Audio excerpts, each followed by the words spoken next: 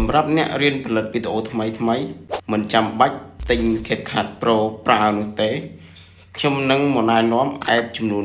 4ដែលវាមានលក្ខណៈស្រដៀងនឹង CapCut ហើយនឹង free ទៀតផងតោះតើ app នោះមានអ្វីខ្លះចំពោះ app ទី1មានឈ្មោះ Edit បាទហើយ app នេះអ្នកនេះអាច down បានបាទមិនថា Android ឬក៏ iOS ទេបាទ down បានទាំងអស់បាទហើយវាមានមុខងារផ្សេងច្រើនមែនតើសម្រាប់ឲ្យយើងប្រើប្រាស់បាទមិនថាចូលបំលេងឬអីទេបាទអ្នកគ្នាអាចមើលបន្ថែមបានបាទហើយមានការ download 4K 2K ទៀត app ទី2មានឈ្មោះ VN បាទ app នេះគឺពេញនិយមដែរបាទភាគច្រើនបងប្អូនយើងក៏ប្រហែលជាស្គាល់ហើយបាទបានប្រើខ្លះហើយបាទអ្នកខ្លះក៏ប្រើអ្នកខ្លះក៏អត់ដែរបាទ app នេះគឺវាមានមុខងារច្រើនស្រួលប្រើមែនទែន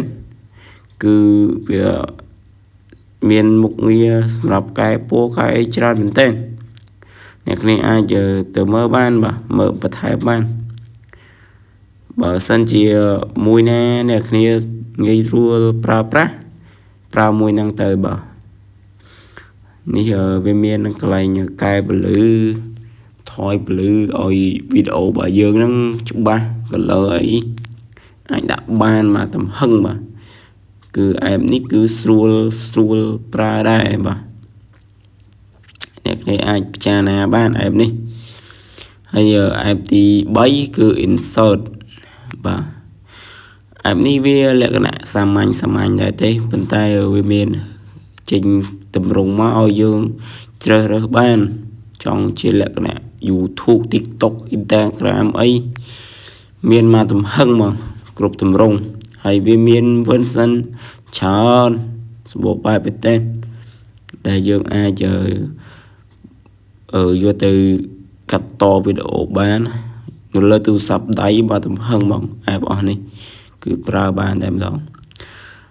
ដូចខ្ញុំនិយាយចឹងអ្នកគ្នាប្រើមួយណាស្រួលប្រើមួយហ្នឹងទៅបាទ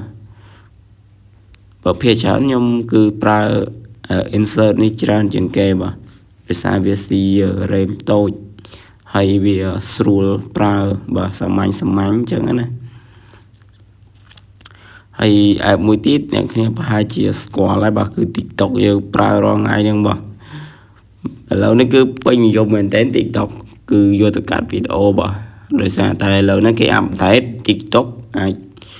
មានមុខងារផ្សេងច្រើនមែនតើអ្នកនេះដូចដឹងហើយបាទ filter អីហ្នឹងធ្វើមុខយើងស្អាតអីចឹងហើយយើងអាចកាត់វីដេអូ10នាទីជាយមកទំហឹងរូប TikTok គឺមានមុខងារច្រើនសម្បូរបែបមែនតើ